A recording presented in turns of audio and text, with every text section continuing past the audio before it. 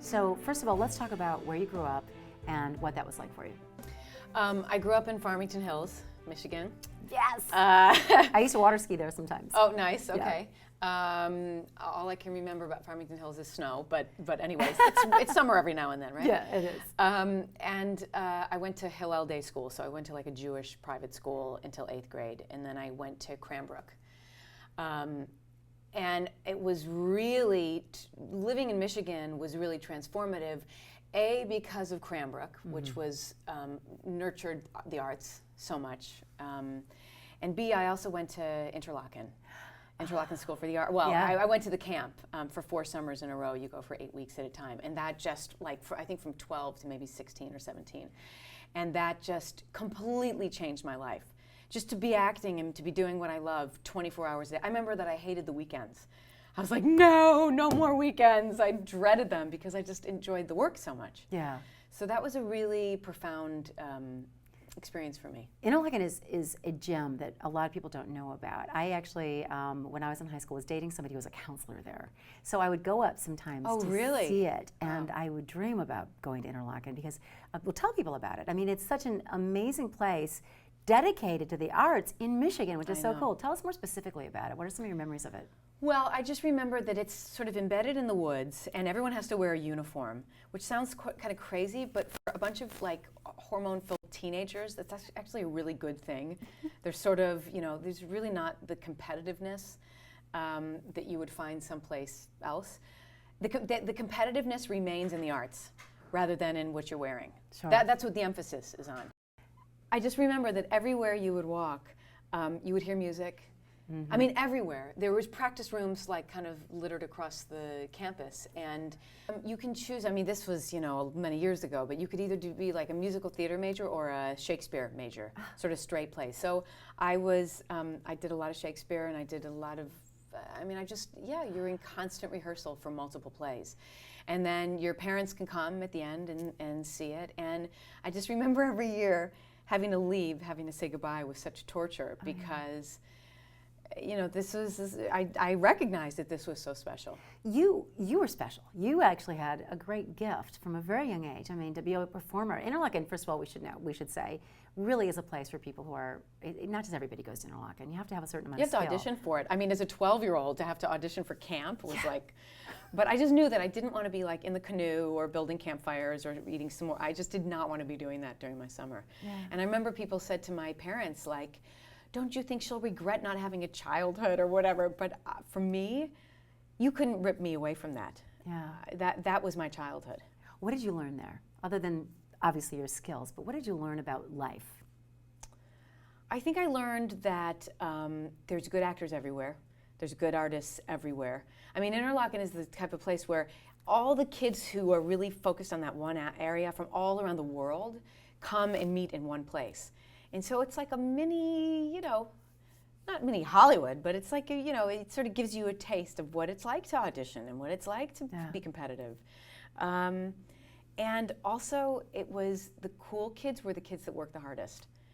And I feel like, I don't know how cool, but in high school, like it's the kids who get in trouble. Those are the cool kids, and the kids that like skip class. But there, they really, and I think it starts with the musicians also, because you have to log in hundreds of hours of practicing to excel at the violin or whatever. Absolutely, you do. One of the things that's a common theme is the work ethic in Michigan. Yeah. And you're taking it right there as a kid, and what you had to do and apply that. Did you learn some of that from your family at all? Oh yeah, my parents are very. You just didn't bring home B's in my household.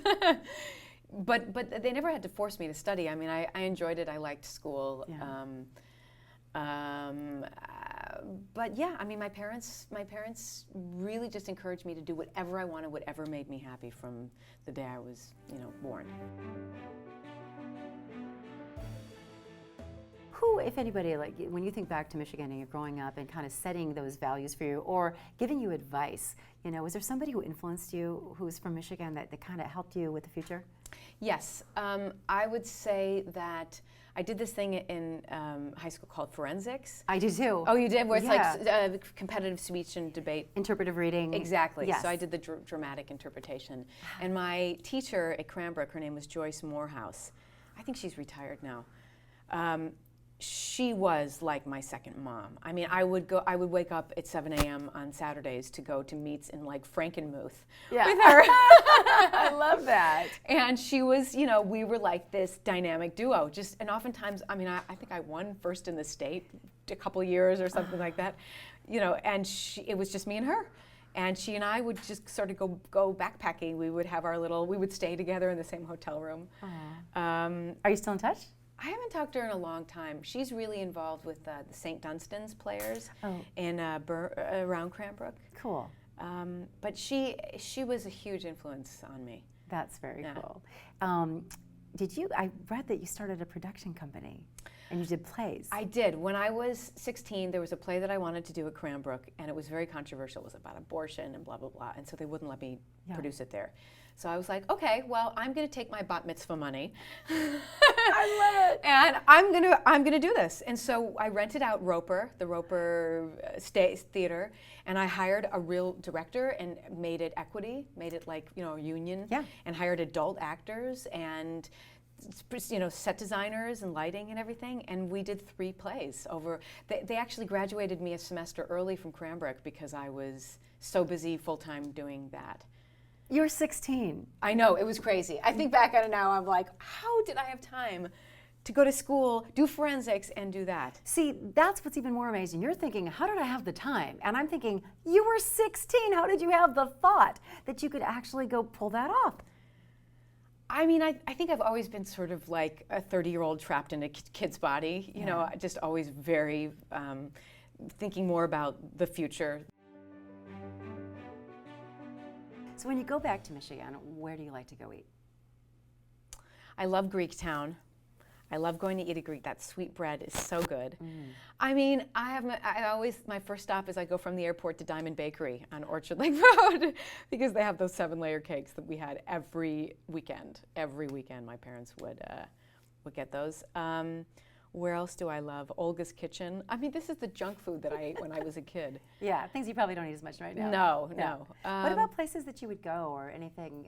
Any places in the state that you would visit as a family for fun, or you know, any trips that you took? Anything? I mean, Interlochen. You know, Traverse City was. We actually went to the Michael Moore's Film Festival a couple years ago, which is a great festival in Traverse City. Yeah. That was really fun. But yeah, I mean. The main things I do when I go back to Michigan are just see my family. Yeah. And who lives there now? My grandmother lives in Franklin Village. Oh, that is something we do. We always go to the cider mill. If it's up and running, we go to the Franklin cider mill.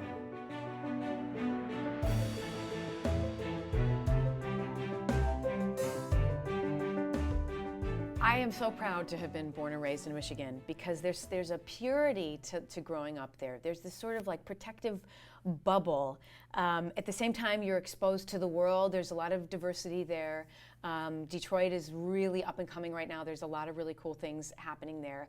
And also you have up north where you can go ski and you can go hike, and the nature is so beautiful. And I would say that even if you don't live in Michigan, but you have a creative kid, send them to Interlochen or send them to Cranbrook, because those 2 places to me were shaped my formative years significantly. And I just think that especially you can do anything you want anywhere in the world today. So why not it be in Michigan?